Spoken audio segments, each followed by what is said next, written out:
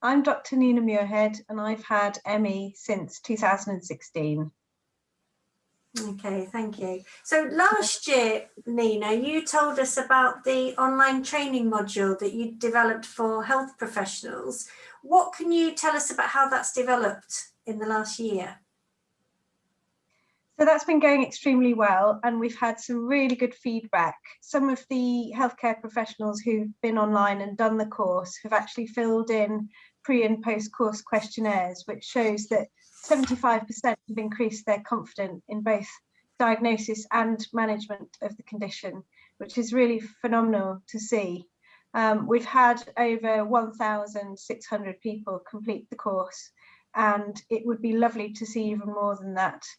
All the feedback has been really positive and a lot of healthcare professionals have had increased insight to the need for more biomedical research and also more education on the topic, having done the course, which I think is really important as well, that we realise that there's a knowledge gap that needs filling.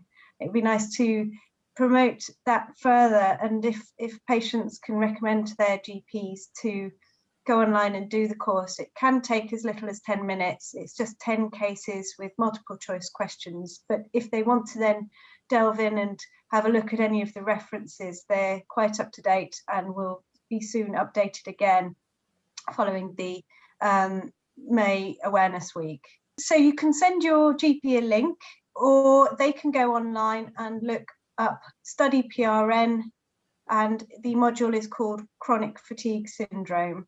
So it's MECFS, and it's very easy to get a link, and we can always post a link on any communications as well.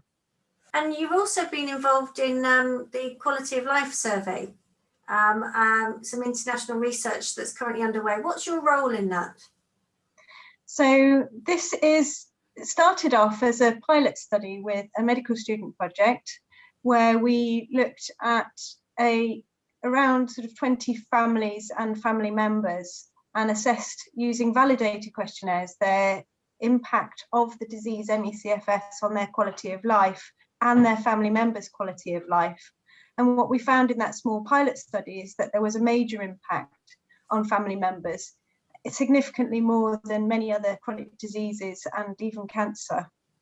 And having done that pilot study, we expanded the idea to reach an international audience, and it's a small study group with 3 Cardiff University researchers and also 2 patients as part of the research group conducting the study. And we've just got all the responses in, and we've got thousands of data points to look at now. So we've got our work cut out, but we hope to publish the data fairly rapidly to get that message across, because this is an instant change on how people are considered in the clinical consultation. If the doctor knows that it's got a huge impact on the patient's quality of life and their family members, they can really start to consider how they treat the patient with compassion and empathy, rather than disbelief, which has been happening in the past. And I think it would help enormously, and it can be instant. So fingers crossed that'll be published later this year, 2021. So thank you very much for your powerful testimony as part of the NICE Guideline Committee.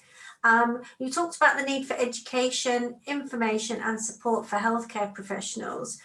What are your hopes now for how the guideline will change healthcare for people with ME?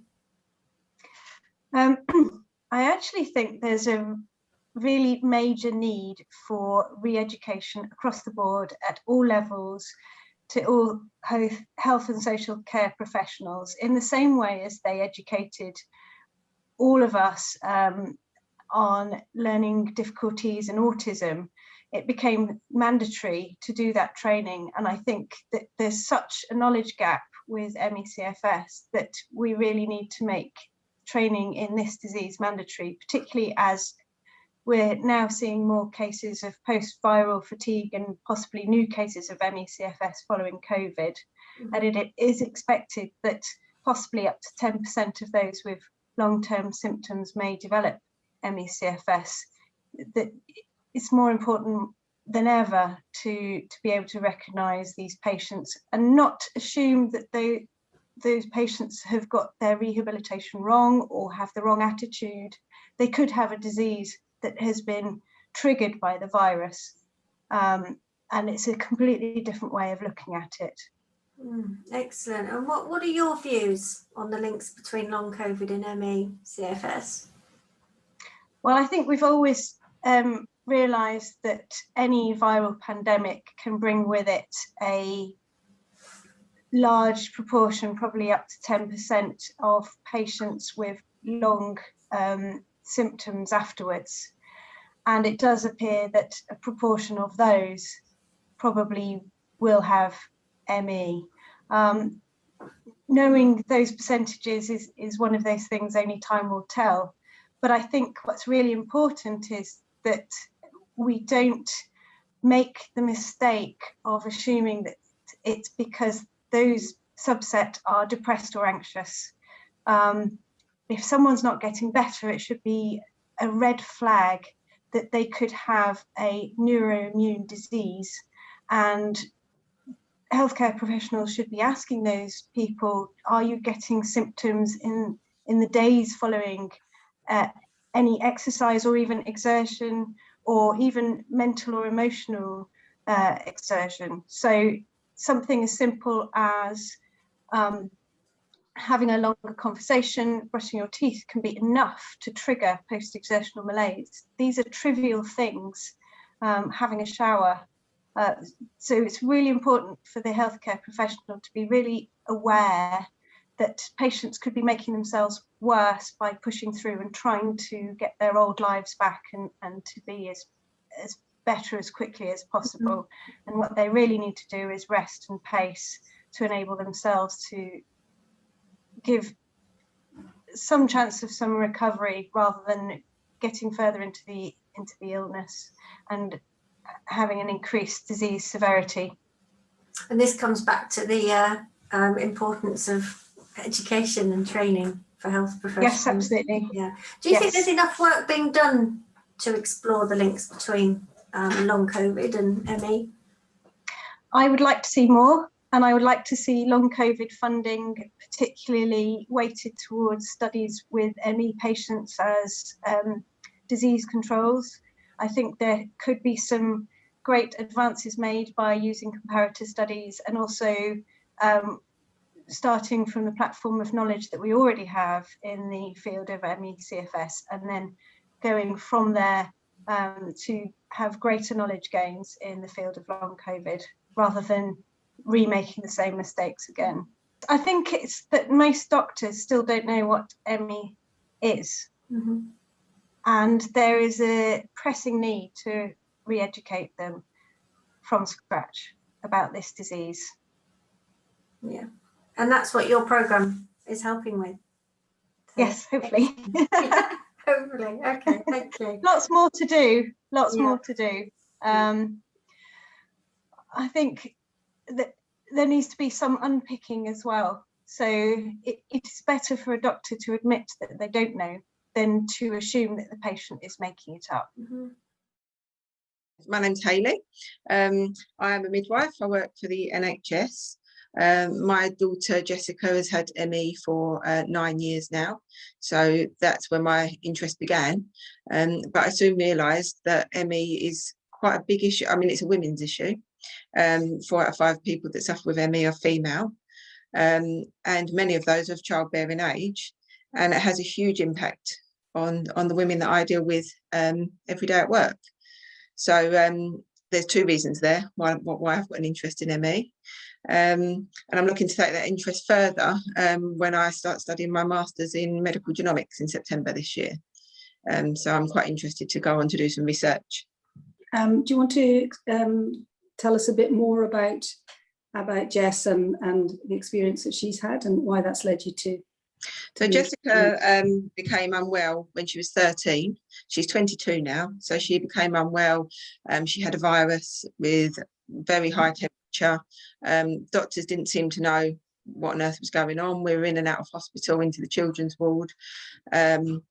I started to research at the time and suggested that perhaps she might have glandular fever, Epstein-Barr. They did test for that, and yes, she did have Epstein-Barr. She had very, very high infection markers, raging temperatures, and just didn't get better. So obviously the initial infection has gone now, and that was treated with the antibiotics. But what Jessica's left with is ME, is the post-exertional malaise. I would say she's moderate with severe days. So some days she's able to get out of bed, other days she isn't. It's so debilitating. I knew nothing about ME. I was told, the term used to me when the consultant paediatrician diagnosed Jessica was chronic fatigue syndrome, and I'd never even heard of that at the time, 9 years ago. So I began reading. She's now 22. She's got a diagnosis of ME and fibromyalgia, which is obviously a common comorbidity, co-diagnosis with ME. And I, as well as working as a midwife, I care for Jessica at home. So I'm quite passionate because obviously it's my daughter, and also from the point of view of my job, looking at women's health, about researching ME and finding out a bit more about if we can't cure, what can we do to help these, how can we help women with ME, and how can we help them manage their own symptoms. Jessica's found that pacing, obviously, like a lot of other people with ME, helps. But what else affects the ME, and that's what I'm interested in, particularly in terms of pregnant women. What's the most important change in pregnant women with ME that midwives and obstetricians have to understand? So we know, midwives and obstetricians know, that women, when they become pregnant, carry 30 to 50% extra blood volume. So that, as a result, means that the cardiovascular system, the heart and the kidneys too, have to work much harder during pregnancy. The heart has to pump the extra blood volume around the body, and the kidneys has to filter that blood volume. Many women with ME also suffer with POTS, postural orthostatic tachycardia, and also orthostatic intolerance, and often these things are undiagnosed. Women with ME don't automatically get a cardiovascular or cardiology referral, so we don't actually know. They may come in and present to us with ME, but we don't know about any underlying heart or cardiovascular issues.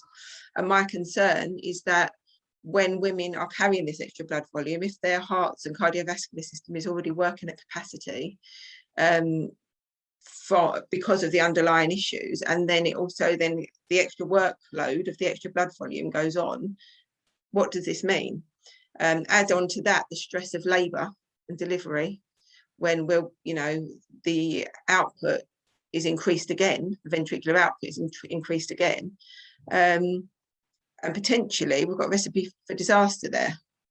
I would like to see it can cause changes in blood pressure. So orthostatic intolerance, for example, if you're lying down, like many women are, like we often do this to women in labour, we ask them to lie down so that we can examine and so that we can do our observations, and they want to get up then and mobilise around, suddenly the blood pressure can drop.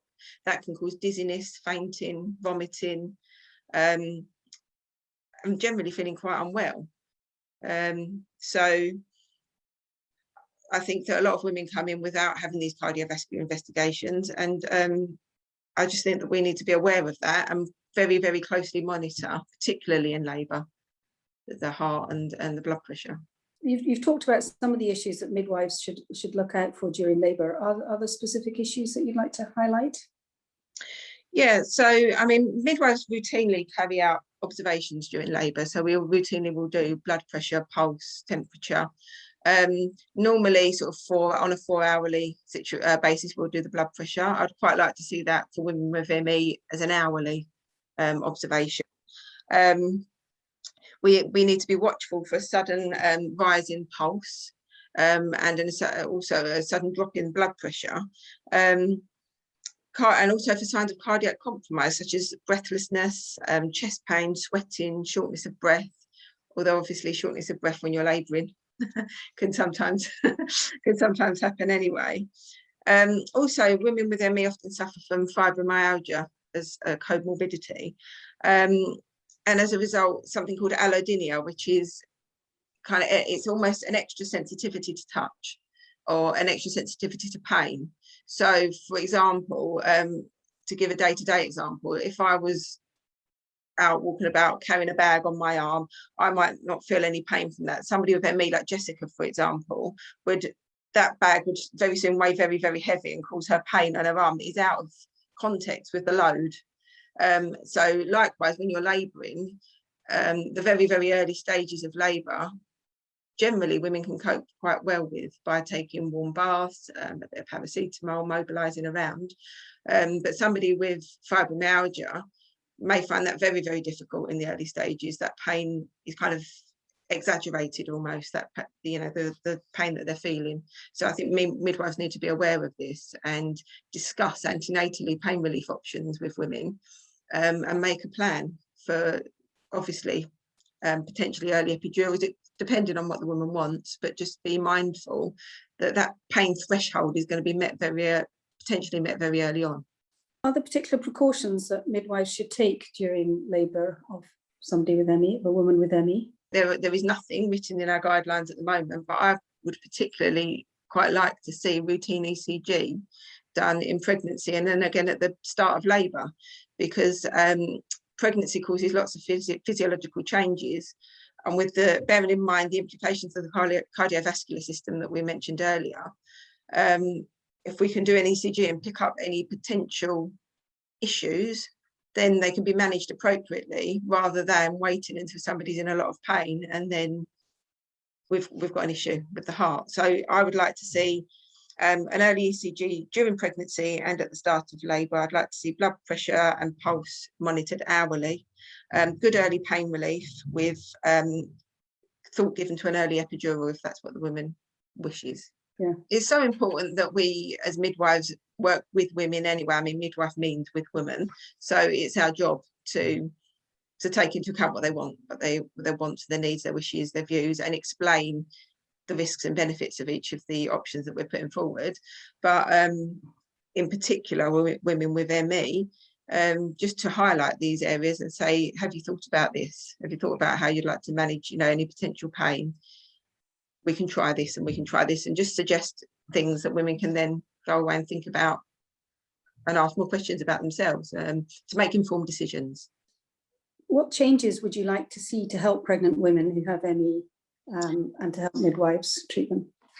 I would really like to see a multidisciplinary team approach taken for women with ME in pregnancy. So starting right at the very beginning of their pregnancy when they book, I think they should be looked after under a team of healthcare professionals, not necessarily seen by everybody, but reviewed. So I feel that that team should include a midwife that's trained in ME and has a good understanding of ME. I would like to see, and obviously an obstetrician, but also a cardiologist and an anaesthetist involved in that care.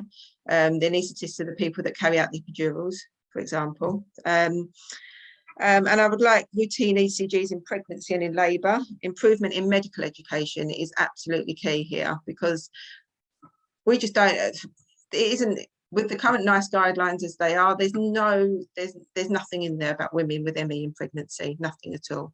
And it's really, really important for people that look after women to have an understanding of the health conditions that potentially these women have. So I think that medical education is the most important thing for us to educate ourselves as healthcare professionals, midwives, obstetricians, anaesthetists, cardiologists, even maternity care assistants.